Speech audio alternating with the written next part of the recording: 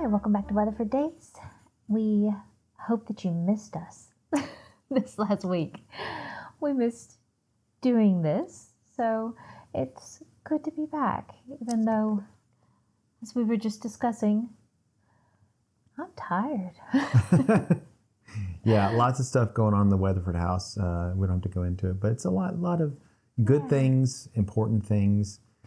Good things, important things, and getting over sickness. So that's the main main thing that keeps the other things going is health. If you got if you don't have your health, you don't have anything. Princess Bride. So thank you. I think that's right. As we talked about the last time, maybe we put up a little community post, and I said we're going to be talking about Jules Verne. Mm-hmm. And I put a little picture of a couple of his books kind of mashed together. So if you want to know kind of what you're getting into, submarines and hollow worlds and dinosaurs, oh my. And that's just a couple of the books. But anyway, yeah. This week, though, we wanted to start with probably his most famous work, and that is 20,000 Leagues Under the Sea. So, and... It is definitely It's definitely not subpar. It's actually boo. No, it's really good, but it has a certain kind of flavor, a certain way of moving the narrative along, and certain way of crafting its narrative that should be talked about. Mm-hmm. And it is, I will tell you, it is different than most of the books that you're going to run into, like at an airport bookstore. I mean, you have this expectation that you're going, of type of thing that you're going to do. And this is a classic. I can tell I've never flown. I had no idea that you just ran into books or at airports. You run into books at airports. No, you don't run into them. You go buy them. But yeah, that's like a thing, though. Door stoppers. Interesting. You've heard the thing, door stoppers. They're like so thick that you could stop. Put them in a door stop and stop it. No, it's become a thing where they're this mass appeal kind of book, and if that's kind of been your thing, we're going to be dipping into some classic literature. It has its own language, it has its own way of structuring its chapters and everything. Yeah. I would say Jules Verne is really, I don't know, he's kind of in a class of his own. I feel like there's not a lot of authors that can really compare to him. I know he had a lot of contemporaries that wrote a lot in the same way that he did, but his were really they stood out. They were unique. They're classics for a reason. They have legs, is what some people will say when something, lasts longer than you would think it would. Mm. He's one of them. This is not an exact quote. This is something I read, but he's one of the most translated authors. Of course, he wrote originally in French. And so the books that we have are translated by a translator that you read. But his works are such that you could translate them in almost any language, and it just sings. So I think that the inspiration for me and Rachel talked about this, but I'm a big fan of what's called hard science fiction, which is it takes science seriously. It extrapolates on, if this scientific principle is true, let's extrapolate on that and see what the future could hold for that. Now, let's make that a kind of an undercurrent for a story we want to tell. Mm-hmm. And it's not like, some people would say Star Trek with its warp engines is feasible. No, what it was is it was kind of magically scientific. Does that make sense? Magically scientific. And then scientists later went, well, you could do a warp drive if you... Okay, that's another thing. This is talking about real science and kind of building on what was known. I feel like... Okay. Yeah. We may be jumping the gun here because we haven't really introduced the book at all or talked about the plot. We're talking about the man. As far the man, as the myth, the legend. What he did... Yeah. With his books, and especially this one, I feel like he started out science fiction. Like, I feel like he was the one who kind of started the entire genre or popularized it. Yeah. Really. And, you're talking about Star Trek and how it was, you have kind of this magical thing. I feel like they had a lot of the explanations and stuff of how the different things worked as they went along. It was like you got bits and pieces that were woven into the story, but you never started out with coming into the Enterprise and having the entire engine explained to you. No. And that's the thing. Like, if you only ever have seen the movie 20,000 Leagues Under the Sea, then you've completely missed this element of what Jules Verne did. Because Jules Verne, it's like, okay, you start out and you've got a story that kind of drives the narrative, right? You have this monster has been sighted in, all around the globe and all the kinds of different, oceans. It's the 1860s, by the way. Right. And they, they're thinking that it's a gigantic narwhal, right? A cetacean. Right. They throw that word, these words around. So they're going to hunt after it, right? So you've got this kind of, you've got this action and this drama and this mystery that's being set up of what is this thing? And then you actually, there's the whole, they've caught up to it and they're trying to capture it and everything and realizing that, it really can't be stopped. It's way faster than the ship they're on. It's way stronger, and our three main characters get thrown overboard into the ocean and they end up on top of the Nautilus. The three main characters are Professor Pierre Aronnax, Ned Land, who is a Canadian harpooner, and Conseil, who is a Flemish man. He is almost like a student or almost even a helper, an assistant. I think of him. He's a servant. That's probably, but I was thinking of him as like a TA, like a teaching assistant for Professor. He helps to catalog his discoveries and stuff, but he's his manservant. He helps him get dressed. He helps, him that's pack right. and, That's right. Yeah, so he is his servant. And he's really good at categorizing things really well. You'll find out. I love when they give servants such a big personality, and Conseil has a huge personality, and he's a major part of the plot. But so you've got these three main guys who get dumped into the sea, end up on top of the Nautilus, and then, after a little while, they actually manage to get the attention of the people in the ship. Because the Nautilus is a submarine. Right. As the Nautilus is starting to sink, they are banging on it, trying to get their attention, and they get brought down into the Nautilus. And there they meet Captain Nemo, who is, our main. Oh, I guess is he the protagonist, the antagonist? He's an antagonist. I would say Professor Aronnax is the protagonist because you're almost hearing from his voice, because what we're reading in 20,000 Leagues Under the Sea is his writings that have survived. So in a way, the book is kind of telegraphing that Professor Aronnax is going to live. But the thing is, though, what is he going to be at the end of this? What is he going to see? What is he going to discover about himself or the situation? That's the main thrust of this book, not whether you think Professor Aronnax is going to die. And that's the thing. You find out just a couple of chapters in that they're given the choice of basically you stay here on the Nautilus forever. You're not allowed to leave because we're a secret. We don't want anybody to know who we are, so we can't let you leave. So either you accept staying here or you die. And that's, their choice. So obviously... That's not much of a choice. No, not much of a choice. So, where Ned Land immediately kind of gets very antagonistic and is like, I don't care who you are or how nice my prison is, it's still a prison.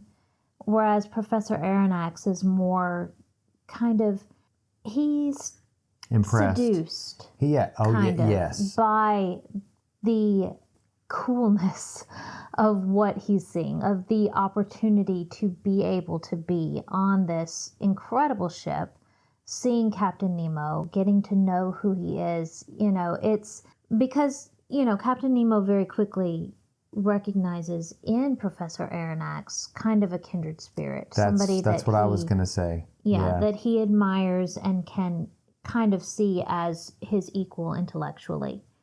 And Professor Aronnax is, he's very honored, and he's also very impressed. I think it's kind of one of those where Nemo might see him as his equal. He's looking at Nemo as more than his equal. Yeah. And just kind of in awe of what he's created there and what he's managed to do. So that's, where we're starting. But like I was saying, then as soon as you're on the Nautilus, what do? But we spend quite some time breaking down all of the mechanics of this ship, how it's run, all of the science behind it, everything. How they have oxygen there. And there's actually a whole little subplot about, oxygen on a ship like this. Mm-hmm. And, and they've got, it's incredibly detailed. I have never read another book or another author that goes as much into the science in a science fiction book. I read a reviewer that said that if you don't watch it, it feels a little kind of like a lecture. Mm-hmm. Like when Nemo is telling Aronnax about these things, it's almost like he's like, Aronnax is like, tell me more. And he's like, okay, I will. You have to think, though, that people have sat down with all of this detail and stuff and said, is this actually possible for this to work in real life? Yeah. And I'm sure that, even though people said, he was ahead of his time in that, there obviously had to be points at which it didn't quite work. Well, here's the thing. There were submarines going back for many years, for hundreds of years, but nothing as technologically ahead as the Nautilus. You would have to go 60 years in from 1860 into the future. He's powering it from electricity from ocean water. Yeah, from sodium salt. from the salt water, yeah. Yeah, and so basically living or like powering his submarine off of the atmosphere.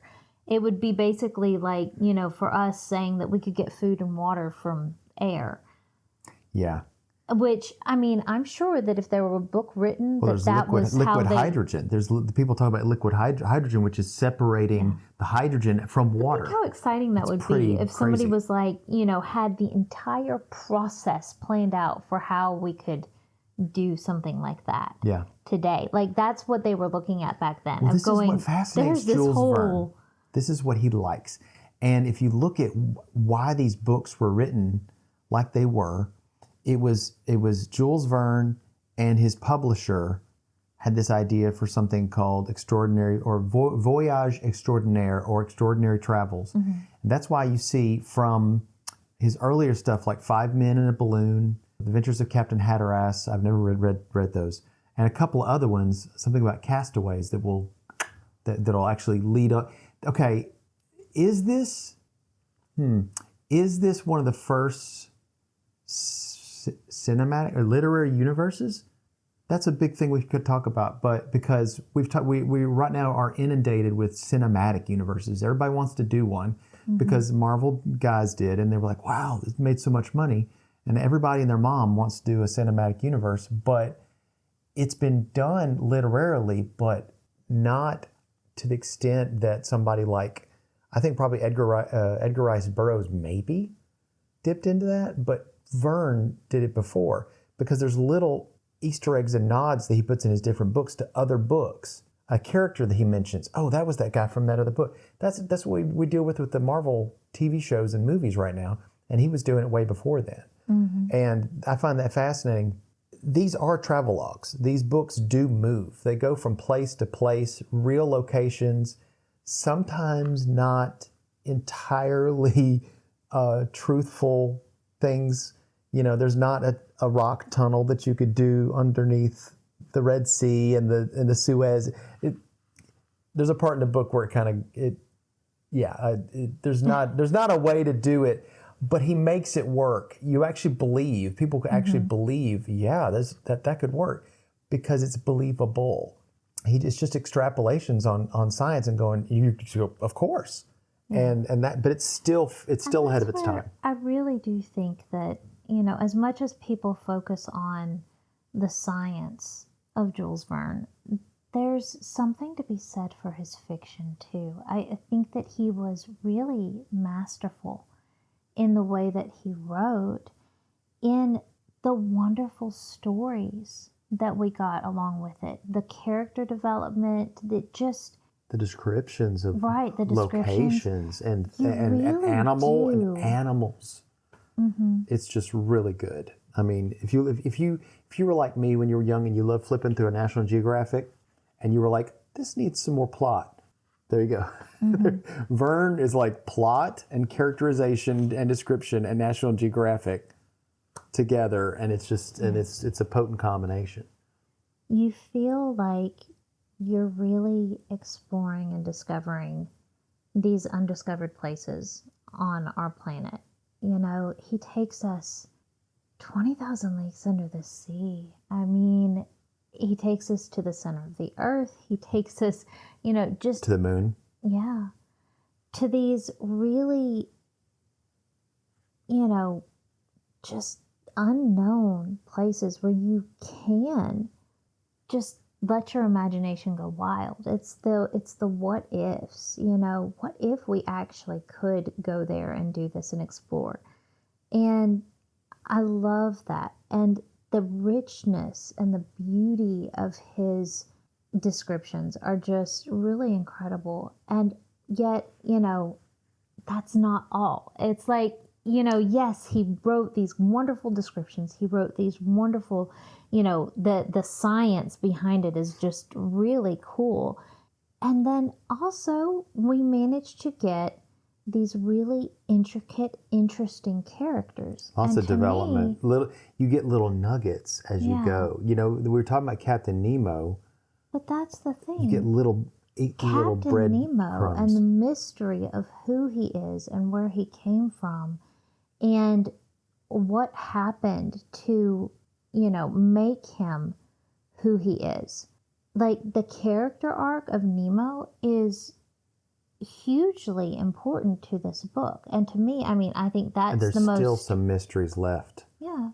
Left off the table, or left on the table, no. But when I think of 20,000 Leagues Under the Sea, as much as I think of, the beauty of this world, under the ocean, and how cool the experience is to get to ride along and discover this with it, what really stands out to me is just that, the complexity of Nemo's character and trying to kind of ride along and go, what happened to him, what caused him, and because you don't get, which this is a spoiler, you don't really find out what happened to Nemo in this book. Yeah, it leaves the mystery. It leaves the mystery there. But it really makes you examine yourself and your own heart. And you can put that, into your circumstances, because what we do know is that he's hanging on to bitterness and anger for things that have happened to him or for things that, that he's witnessed. We know that, in this book that he's angry at the world. And yet he also is an artist. He's highly intelligent, and you kind of go, well, what happens when you have somebody that's been given all of these gifts and then they let themselves just waste those gifts? Instead of contributing to the world and making the world better, they use it selfishly. And you kind of get that tension there because you see that he's trying to do some things that are good. You see some things in Nemo that are very admirable. You see him, rescuing some people, you see that he's like delivering food and supplies to like poor he communities. gave gold to one guy, and it never gives a reason why he did, and he never says why he did. It's just leaves that in your mind a little bit, like Yeah, you're going. I mean, obviously, he's not completely withdrawn from the world. He's still interacting with some people, and he's still trying to give back. It's not that he's just taking all of this technology and knowledge and stuff and just isolating completely. And yet, he is enough that's the thing that Professor Aronnax is going the entire time, just going, I want to be able to take this and be able to give it to the world. This knowledge, this information. He's a professor. This is what he does. His entire philosophy is give back to the world and let the world as a whole profit from knowledge. And Nemo is kind of going against everything that he believes in by hoarding that knowledge. But in his motivation, it makes sense, because if he sees the surface world as being a place of war, as being a place of that man is going to turn technology into, and he's not. If you look into our future, and the future of the world at the time of Jules Verne, the later time, we did take technology and turn it into horrible things. We've got the Oppenheimer, and the Manhattan Project. You've got things like bombers that can be high up in the stratosphere, just lay waste to a whole country. And so he's not wrong in some ways. That's the thing, though. In some ways, because we can't look at the whole world, our view of what the world is really does come down to what we're looking at and what's been shown to us, what our experiences are. For Professor Aronnax, he had seen a lot of good in the world and he wanted to contribute to that world. For Nemo, he had seen a lot of bad and he didn't want to contribute because all he had seen was bad. Toward the end of the book, I was struck by a little part where it's kind of like a coda, where at the end of the book, Aronnax is talking about, he's off the submarine with Ned Land and Conseil, and he's kind of musing in his journal about Nemo and what he hopes for Nemo. And he says, if it be so, if Captain Nemo still inhabits the ocean, his adopted country, may hatred be appeased in that savage heart. May the contemplation of so many wonders extinguish forever the spirit of vengeance. May the judge disappear and the philosopher continue the peaceful exploration of the sea. If his destiny be strange, it is also sublime.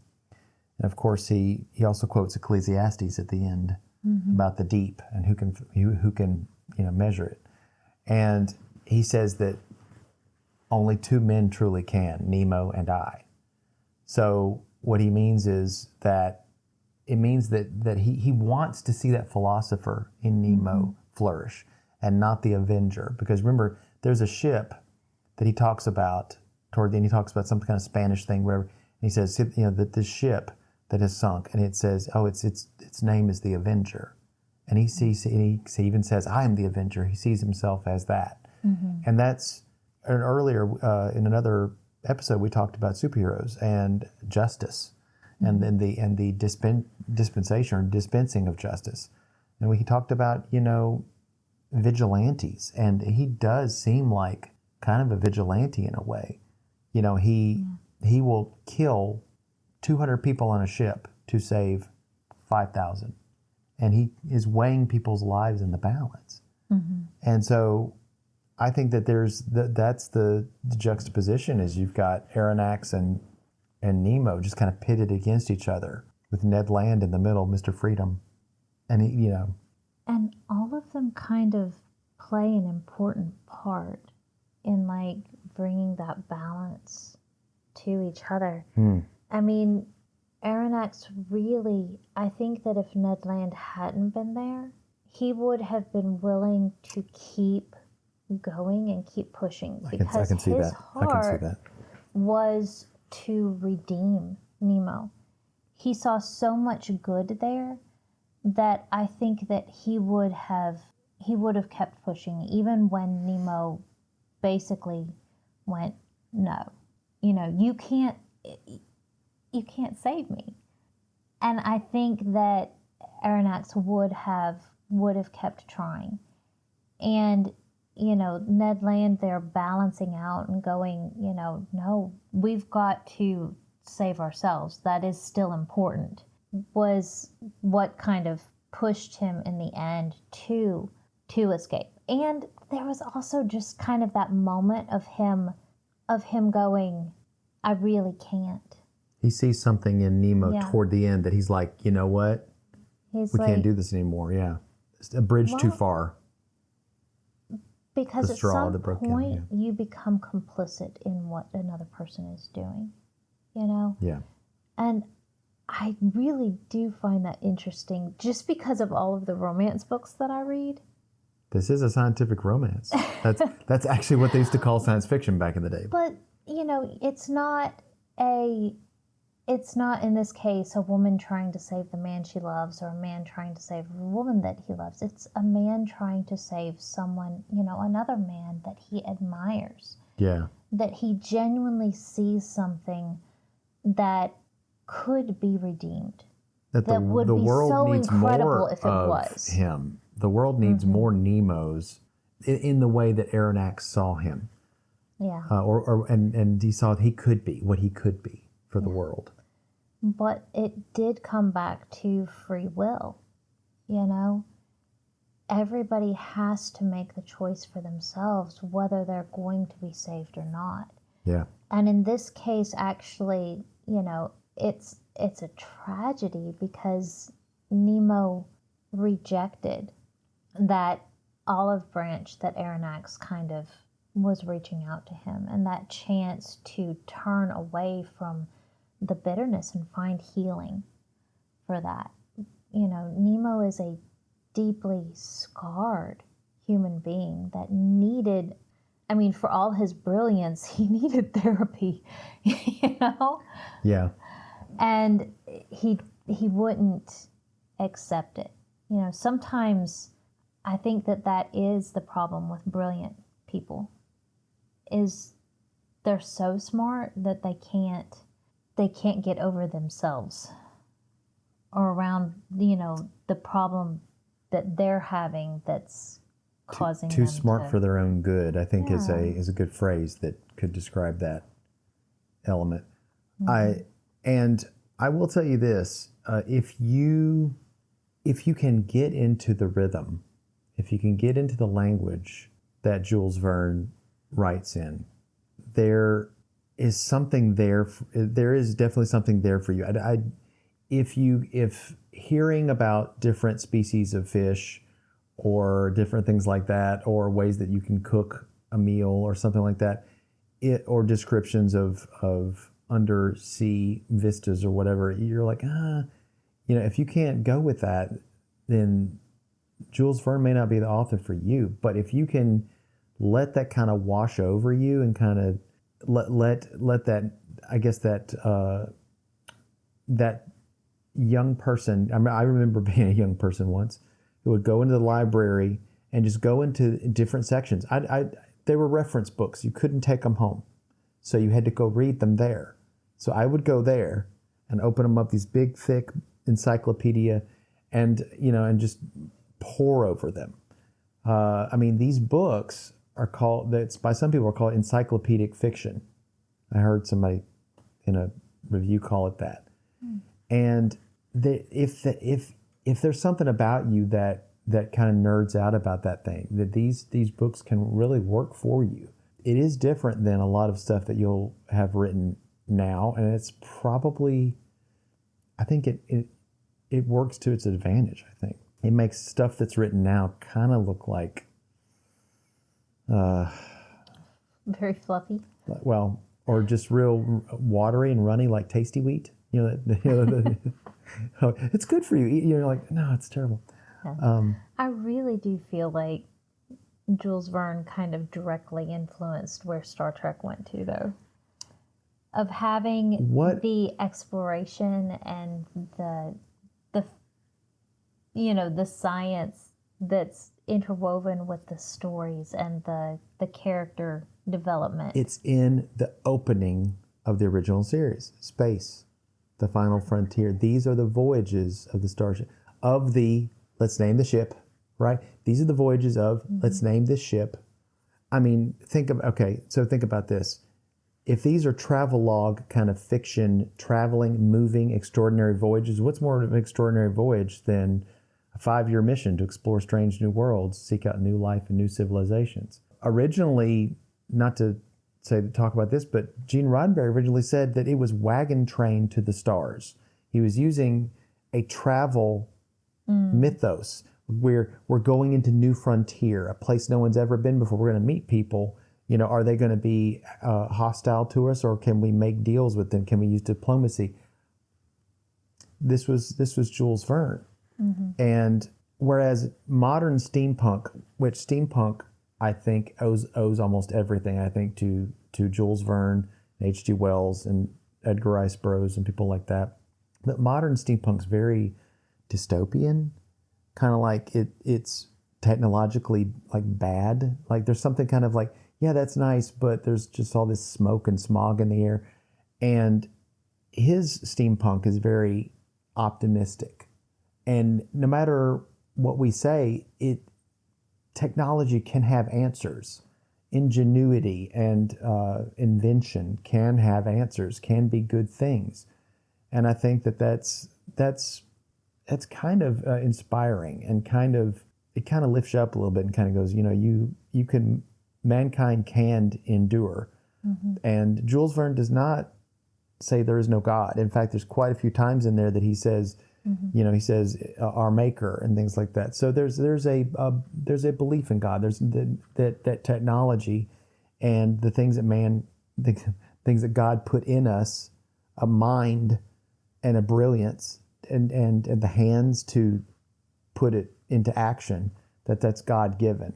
And I would not, I would not disagree with that in a world where we have Newton and Kepler and Galileo. These are all people that recognize the divine influence on what they were doing. So why would Jules Verne be any different?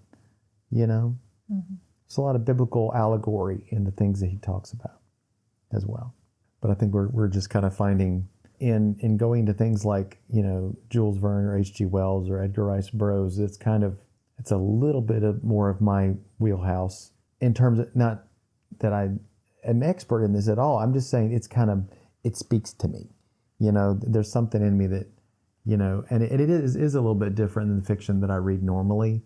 And so I have to get my mind around it a little bit. But I think it's a stretching thing to get back to those classics and read how brilliant people wrote, and kind of go with that. So. I like the Jules Verne, and reading, well, honestly, most anything that you read from that time period, like if you go back to the 1800s, is going to push you intellectually. It's not an easy read necessarily. Yeah. And you're going to have to kind of really work to keep up with what he's talking about. And I like that. I really do. I think that I wish more people kind of wrote in a way that makes you work and makes you think. And I honestly think that there are some books out there like that, but they're few and far between. Well, I think of because of mass readership. Brandon Sanderson. I think of Robert Jordan. Just people that wrote or that write really kind of chunky books. Those worlds, ones that just build a world so much. And where Jules Verne, you might get bogged down in the technical scientific details of how this submarine runs on electricity, and how it can raise and lower and expel the water, and the air and the food, and all of the different technical stuff that goes into it, that it feels like it bogs down the narrative a bit, and yet it's fascinating. But like then Robert Jordan, it's like, no, you're actually just going to hear the entire life story of every single character that's introduced in this book or in all of the books. And, you know, are you going to be getting bogged down by that? You might At least, just. yeah. Well, at least here's the thing: in 20,000 Leagues Under the Sea, the amount of main characters are probably 5 or less, and yet you understand But if you were them. to do it like Robert Jordan, It'd you be would basically 25. every crew member, you would then have an entire like 200 pages. Oh, they're mostly nameless. Dedicated in to 20,000 finding Leagues. out their entire life story, like history, where George they came from, R. everything Martin that has ever is the happened to same. them. He has George R. R. Martin with the Game of Thrones kind of books. He has, or series, whatever you want to call that. He'll have 5 characters named John. It'll be like Little John, Small John, Big John, Umber, and you're like, how do I keep up with all the Johns? I think that the guy has a Rolodex of names. In my mind, I'm like, he has a Rolodex because he's so good at this guy was the son of this guy, and there's a lot of history he doesn't go into. But you feel like there's foundation there. But with Jules Verne, he's taking our world and the things that we know, like there's a Spanish Armada. We know that the history of Spain. We know those things. And what he's doing is He was giving better little... at telling us what was actually important and what wasn't. Right. You know, sometimes I just go, these guys that are really good at writing all of this, you know, and world building, just maybe they're world building a little bit too much. And that probably a, you know, controversial opinion. Yeah, it probably is. I feel like, you know, the people that really like and this is those coming from somebody who loves Tolkien. really enjoy talking about world building. Yeah, well, Watch our episode about world building. I get frustrated by some of the authors that it's like they've got these really complex worlds, but they're not clean in the way that they write, you know, and that just kind of, it sours me towards them a little bit. Okay. It's like with Jules Verne, you know, everything that he writes is clean, and it's something that you can read with your children if your children have really good attention spans, you know. Yeah. And Tolkien if your is the kids same way too. It's watch like PBS or watch documentaries about whales, and they're like, oh yeah, that's the kind of thing. I think another person that would do that a lot, but I think it didn't work for me as well, would be Herman Melville.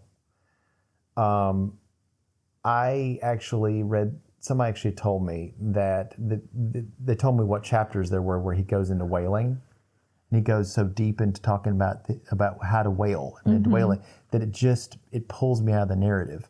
And with Verne, it doesn't do that. Yeah. And it sounds like he's the next evolution of a Melville. I do like that's something about a book that if things start to bog you down a little bit as far as, and they're just kind of technical stuff like that, you can kind of just skim through. You don't have to sit there and like apply yourself like you're about to be tested on it, you know? And you have to... You can push through a little bit faster. Can you give yourself forgiveness for saying, I skimmed a little of this portion, and still say the person who wrote it was brilliant? Hey, I think that people should be able to read books the way that they enjoy them. If you're somebody that needs to go to the end of a mystery book and spoil it for yourself, and then you go back, then do so. Would I ever choose to do that? Absolutely not. However, I know there are people that do that. And it's your book. Yeah, exactly. You read it the way you want to. It's not a streaming series where you have to wait for the finale, and you're just like, ugh, and it's terrible, and you feel like this entire year was wasted of your life. The book is you most likely are not going to run across spoilers like you would a TV series. Like TV series, when you're like watching them, are so difficult not to get spoilers on them. Yeah. Or if you're because that's talking with mass friends or something. entertainment. Yeah. Whereas like a book, hardly anybody will sit there, even if they've read the book before and they know you're reading it, they're not going to sit there and then accidentally give away the most important plot point of the book. Because it's harder to do in a book than it is except for in a Weatherford TV Daze. How you series. doing? Yeah, that's what we've done. Well, we didn't really spoil that's the it. thing too, though, is here we're going over stuff that most people already are at least somewhat familiar with. You know, if they haven't read the book, then most likely most people have seen the movie. The Walt Disney movie. Right. It's very highly abridged, just want to tell you. There's a lot of scenes that were left out of it, and the characterization of Ned Land is different. Yeah. So. But I really did enjoy the movie. I really did. I thought that it was two different fun. animals. They are two different animals. Felt but the one different thing at the end of that this you book. still get kind of you get the character arc of Nemo. And I felt like they did a good job in the movie of representing what happened in the books. You know, it's not as detailed. You don't get as much. But you still got that. And you still got the beauty and the wonder of entering this new world and seeing all of, you know, just there's such a wonder in this adventure of going underneath the sea. And it really is something, I can't remember another movie from my childhood that really just captivated me and took me to this, you know, just new, and yet it was real.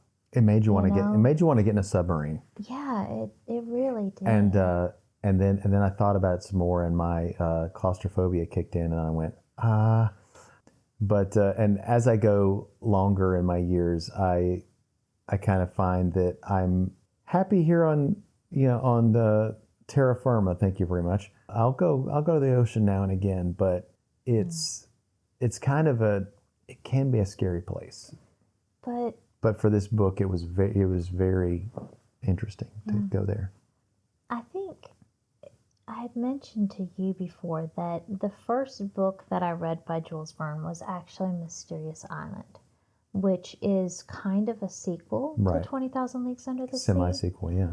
Right. And I remember getting kind of to that point midway or towards the end where Nemo actually enters into Mysterious Island and just being shocked because, you know, I knew Captain Nemo from the movie. Right.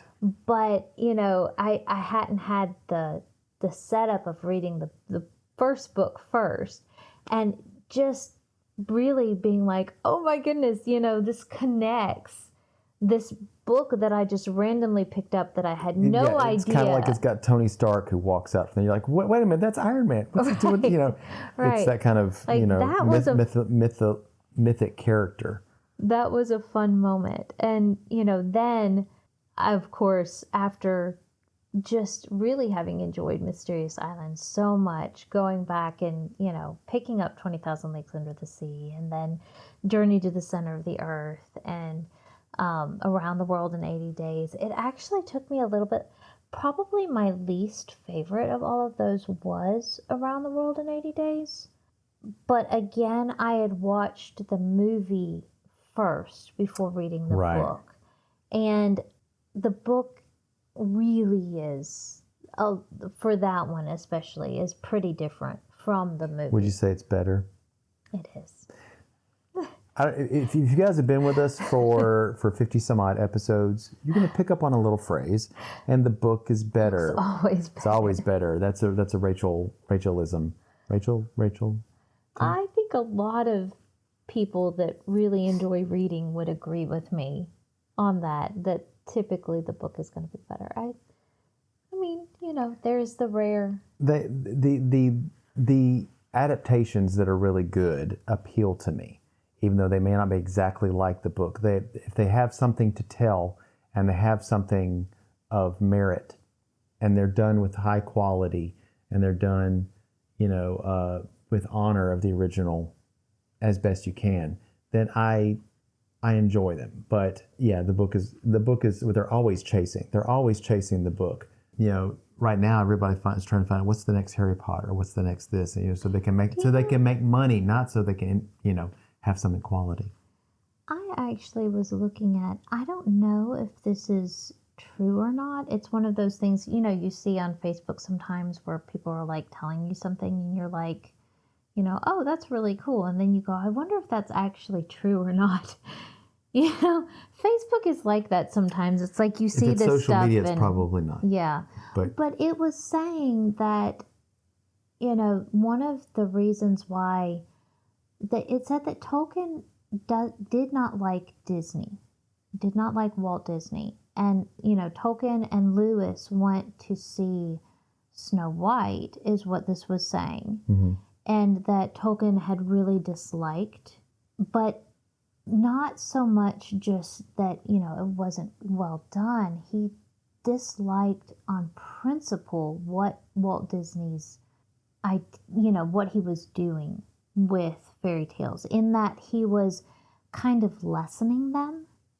He was cheapening them in order to put them on screen. And Tolkien's entire mindset behind that was that he wanted to preserve the integrity of works. He was like, you know, you don't take something that is long and is epic and shrink it in order to be more accessible. Or blunt the sharp edges. Right. And Lewis felt similarly. How would he feel about the movies that were made? I don't want to think about that. Because but if that I think the you know, he would have hated the movies. Maybe so. Yeah. Because they took and they changed so much in order to shrink them and make them accessible. And it really was necessary to take, you know, in order to make it into a movie. But it's kind of one of those things that Tolkien wouldn't have wanted his books made into a movie. Yeah. And that makes me a little sad. But I can appreciate that, you know, people that would never have read the books were actually given something, you know. And there are people that genuinely get good things in their life and honorable things, and, you know, and the spirit of what reading Tolkien and watching a movie based in his work, if it does something honorable for you, I think it can have some benefits and still not be as good as the book. It can have some good benefits. But I think that more people, I wish that there were less movies so that more people, in order to entertain themselves, would be challenged to read. I feel like, you know, you're doing something that's easier, but it's not as good for you.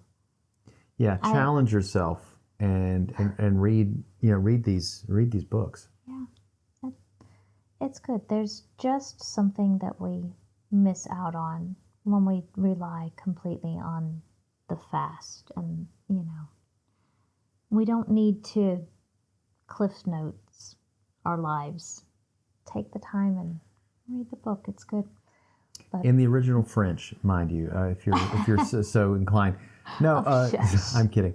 No, and as we mentioned, we are going to be talking about Jules Verne works for a couple or more episodes from now. So if you want to see the length and breadth of some of the stuff that he's created, some other stuff that I really like, and some stuff, yeah. Maybe we'll go a little bit more into the plot next time, since some of the rest of these are not quite as well known as this one. I was kind of hoping that for people that were watching this one, that they already would have been familiar with the storyline and what happened. So hopefully that was an okay decision. And the book, guess what, had multiple squids. In the Disney movie, it had one squid, and they were like, oh, well, that's all we can afford to do. And I was like, yeah, but the book was creepier about the tentacular creatures. Anyway, I've said too much. No. You're spoiled. But we're glad you're able to join us tonight, right? Yeah, we'll see you next time. Hope you I did. Bye, everybody. Bye.